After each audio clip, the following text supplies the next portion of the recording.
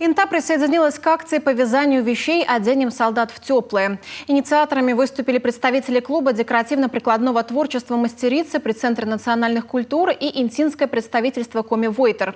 Вслед за ними за спицы взялись и горожане, а те, кто вязать особо не умеет, приносят уже готовые вещи. Из Приполярья передает Любовь Лапина. Зима на пороге. Солдат важно тепло одеть. Конечно, Минобороны обеспечивает бойцов зимней формой, но так как греет носочки или варежки, связанные руками из чистой шерсти, не греет, наверное, ничто. Это тепло, которое идет от самого сердца и родной земли.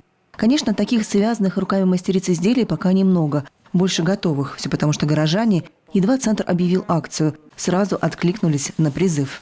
Мы попросили горожан приносить готовые изделия, а также шерсть для вязания теплых вещей, носочков, перчаток, варежек. Горожане откликнулись охотно, приносили вещи теплые, тут и кофты, и носочки, в основном больше носочков покупных, потому что для вязания, наверное, надо больше времени уделить, поэтому в основном приобретенные в магазинах изделия пока принесли. Первую партию уже отправили бойцам через ДСААФ. Каждый комплект бережно сложили по пакетам.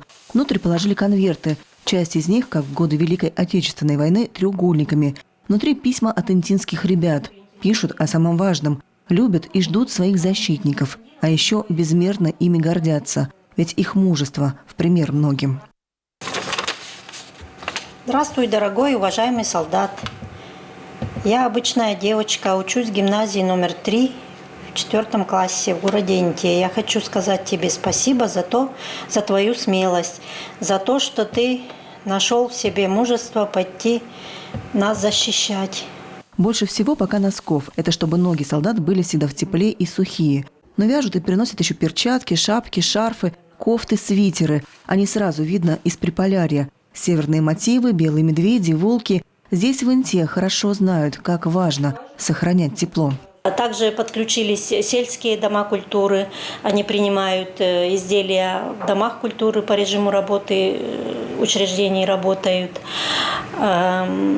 Также нам помогли и подключились ребята. В это тревожное время, я думаю, что мы на своих местах делаем все, что каждый может.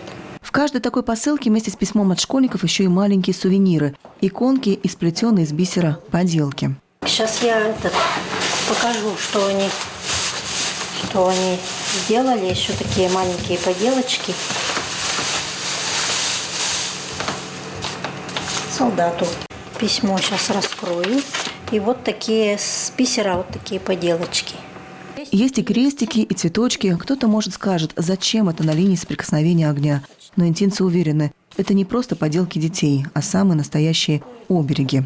Любовь Лапина, Ольга Доценко, Данила Макаров, телеканал Юрган, Инта.